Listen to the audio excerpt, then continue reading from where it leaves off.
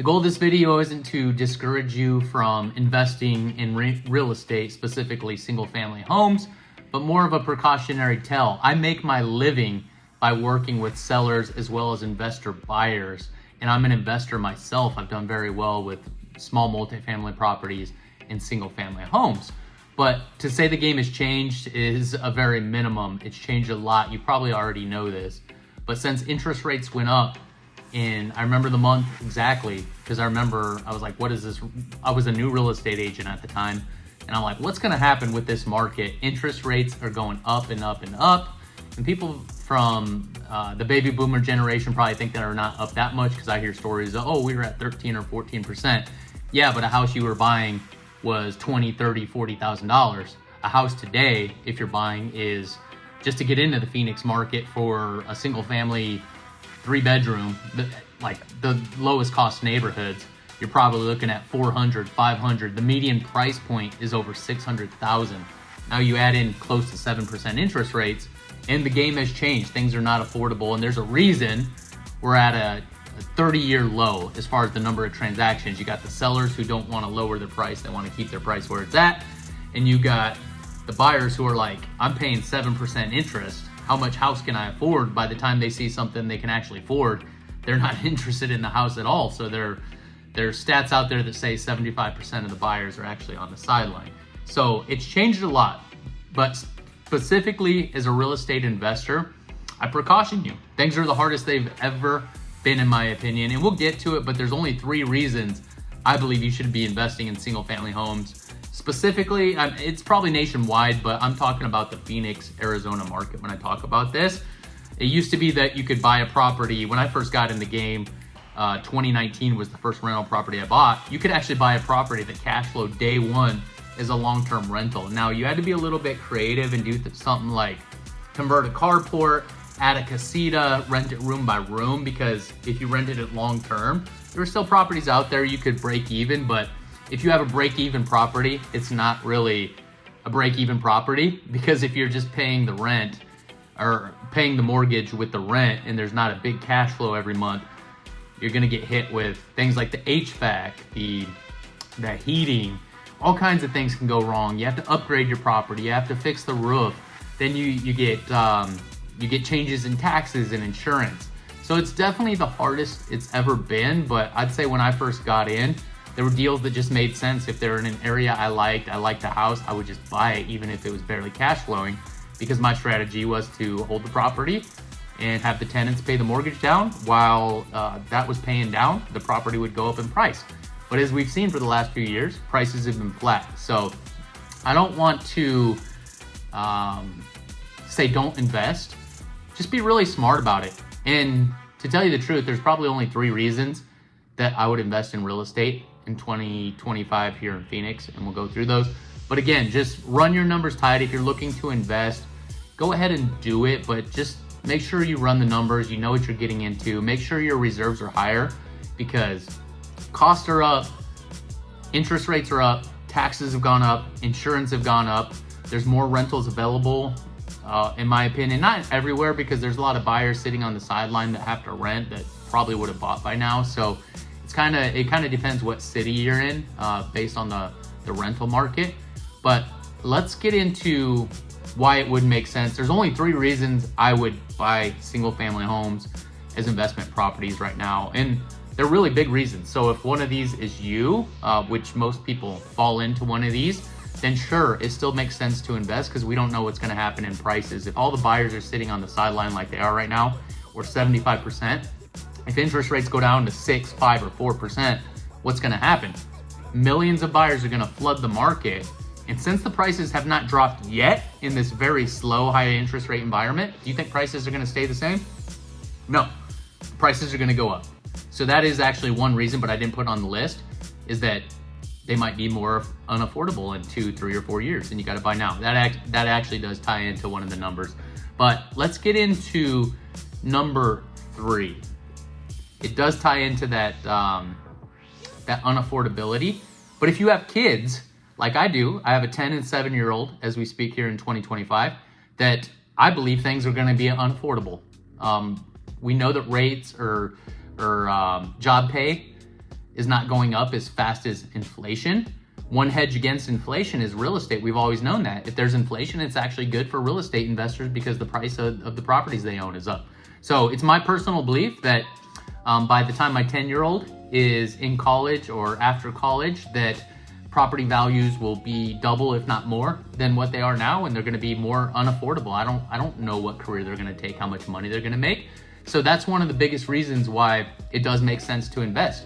If you have a loved one, a kid that's young, and you want to make sure they're not priced out of homes by the time they're college age, if not adult age, if not a little bit older, you want to have a couple properties that you buy as rentals and hold for them so they can actually afford to live somewhere and not pay ungodly amount of rent when they get older, which might happen as well. We don't know. All right, that's number 3. The number 2 reason it makes sense to buy rental properties today is for appreciation. Like if you're making excess income right now and you need a place to put it, and maybe you're already in stocks, maybe you don't believe in stocks, maybe you're in crypto, but you want to hedge. I mentioned real estate is a hedge against inflation. It is. That's one of the main reasons people buy it. But I also know a lot of investors who've done very well in real estate. They didn't do it in cash flow. Everybody talks about cash flow. For me, cash flow is gone. That's not a reason to invest in Phoenix anymore. But you need to try to break even, if not have some cash flow. It's just a tool to hold properties longer. Now, I don't believe in buying properties that lose money every single month. That would be kind of foolish, very foolish. But there's some people out there who you could buy real estate almost like a stock, but they get more out of it because you can leverage real estate, right? In most cases, when you go to buy $100,000 of stock, you're using $100K cash. Now, in real estate, you could buy $1 million of property with $100K cash, right? So that's leverage. Now, if each of those goes up 10%, say your stock goes up 10%, that's $10,000 you made. You bought $100,000 of stock, it goes up 10%, you made 10K. Now in real estate example, you bought $1 million property with $100K cash. So if $1 million goes up 10%, which there's been years where the real estate market goes up 22, 23, 25% back in 20 and 2021. If you remember those times, it's pretty crazy. But that 10% is a lot bigger because you use leverage. So one strategy would be for those who are making good incomes today is put that into real estate. And all the people I know who've retired early or gotten extremely wealthy in real estate, it's not because of the cash flow. Cash flow is nice, but the real reason is appreciation. So that's the number 2 reason you believe real estate's gonna appreciate. I personally do, but I'm also trying to get financially independent as soon as possible. And I don't want negative cash flows. I want positive cash flows only. So that goes into my strategy where I'm only buying things that cash flow, believing that they will appreciate long term. Now, this is probably the biggest reason for most. And when people come to me and they're talking about investing in real estate in this day and age, this is the number 1 thing I talk about. They always want to talk about cash flow, which cash flow right now is not real unless you're doing some crazy strategy. So like renting room by room, you have 5 rooms and you're putting 3 roommates in each of them. That's a lot of tenants to manage. Yes, that'll cash flow, but that's not passive cash flow. That's work.